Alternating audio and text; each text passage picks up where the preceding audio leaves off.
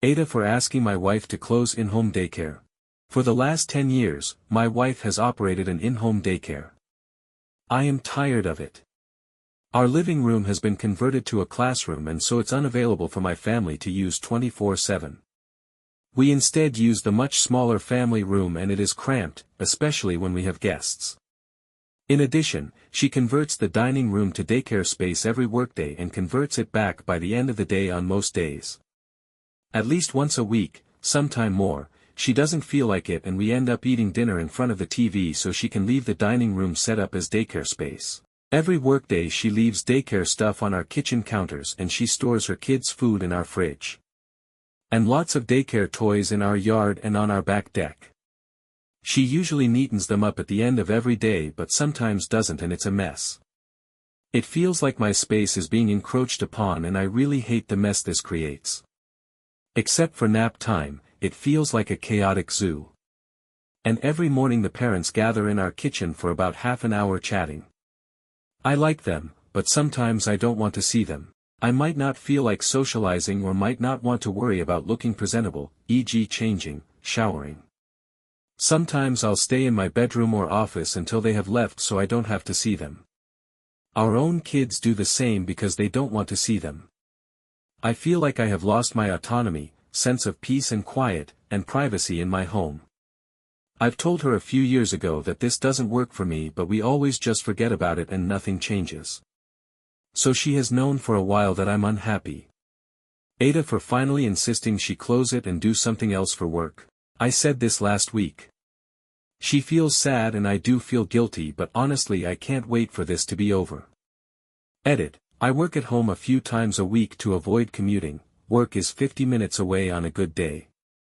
I can't leave my job. I make more than 75% of our household income and carry all of the benefits for our family. Edit. We could afford for her to not work but it is ideal if she works.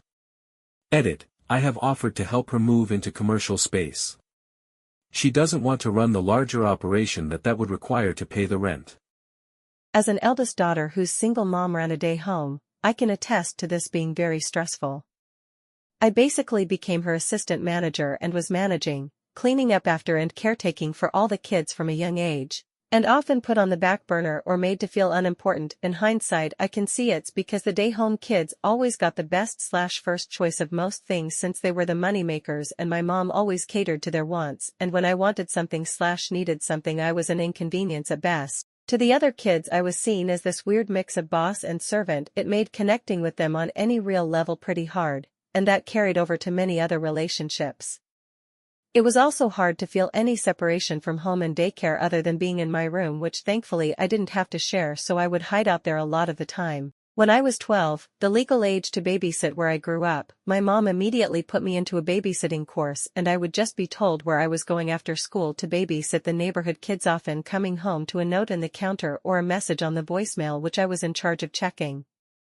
I was able to keep the money, which was nice, and yes, it did install a sense of responsibility at a young age, but was also quite stressful and I had care burnout. My mom did it because it looked good for her business. My dad also remarried and had 2 more kids whom I loved dearly, but when I went to live with them from 17 to 19 for school, I was basically the built-in nanny. Most people thought they were my kids and I was just a young mom.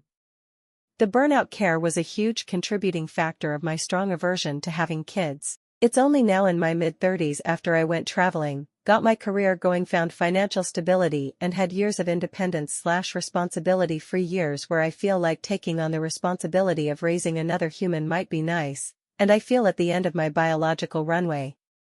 I didn't pursue partners that wanted children because I didn't want to be seen as just a convenient caregiver/child bearer to my partner. So yeah, this has knock-on effects.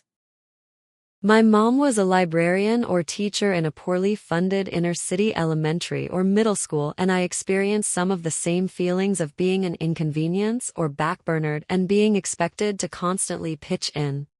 Because of her lack of home or work boundaries, I felt like the kids at her school had more of a mom than I did. It's still kinda screwing with me. It's hard to have decent self-esteem when your parents treat you as less than. My mom did in-home daycare the entire time I was growing up, and now I don't want kids of my own. I had myself sterilized a couple years ago. 100% because I hated having kids in my house my entire adolescence.